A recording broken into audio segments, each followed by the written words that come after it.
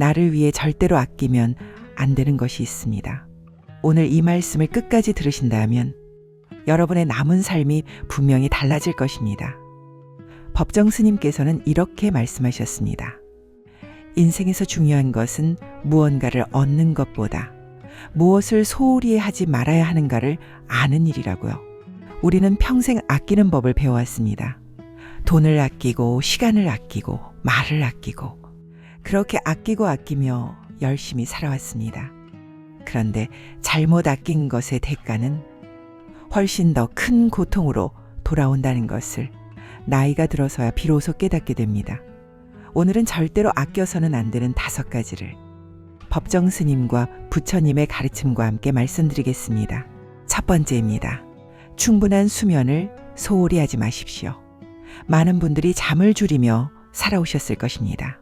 자식을 키우느라, 생계를 책임지느라, 혹은 더 많은 것을 이루려는 마음에 잠을 사치처럼 여기며 버텨오셨을 것입니다. 부처님께서는 중도를 말씀하셨습니다. 지나친 것도 모자란 것도 모두 해롭다고 하셨죠. 잠을 줄여 얻은 성과는 대부분 미래의 건강을 미리 당겨 쓴 결과에 불과합니다. 몸은 모든 것을 기억합니다.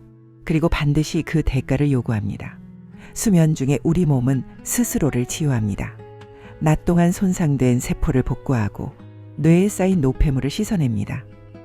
이 시간을 빼앗기면 몸은 천천히 무너지기 시작합니다. 수면을 희생해서 만든 시간은 결국 병원 침대와 회복의 시간으로 되돌아옵니다. 오늘 밤부터 1시간만 더 주무십시오. 그것이 내일의 나를 위한 가장 현명한 투자입니다. 두 번째입니다. 자기 자신에게 쓰는 것을 죄책감으로 여기지 마십시오. 부처님께서는 말씀하셨습니다. 온 우주를 통틀어 자기 자신보다 더 사랑받아야 할 존재는 없다고요. 그런데 우리는 어떻게 살아왔습니까? 자식에게는 아낌없이 퍼주면서 정작 자신을 위한 지출 앞에서는 손이 멈칫했을 것입니다. 좋은 옷 한 벌, 맛있는 식사 한 끼, 나를 위한 작은 여행조차 사치라고 느끼며 참아온 분들이 많습니다. 타인에게는 관대하지만 자기 자신에게는 지나치게 인색한 삶. 그것은 미덕이 아니라 자기 방치입니다. 자신을 존중하는 비용은 사치가 아니라 필수입니다. 나를 먼저 채워야 타인에게도 넉넉히 줄 수 있습니다. 비행기 안에서 산소 마스크가 내려오면 반드시 내 것을 먼저 쓰고 옆 사람을 도우라고 합니다. 삶도 마찬가지입니다. 나를 위한 투자를 더 이상 두려워하지 마십시오. 그것은 죄가 아니라 지혜입니다. 세 번째입니다. 먹는 것을 가볍게 여기지 마십시오.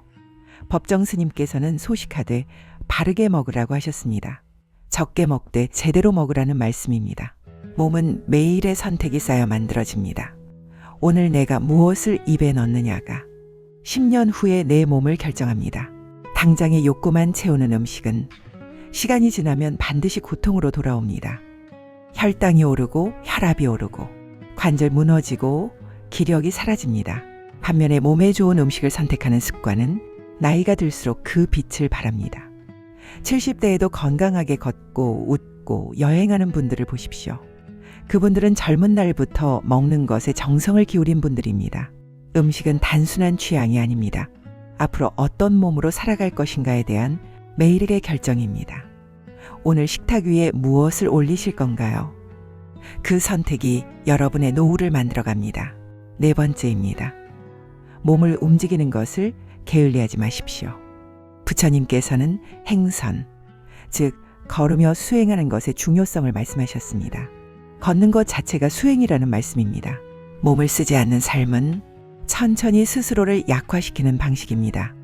근육은 쓰지 않으면 사라집니다.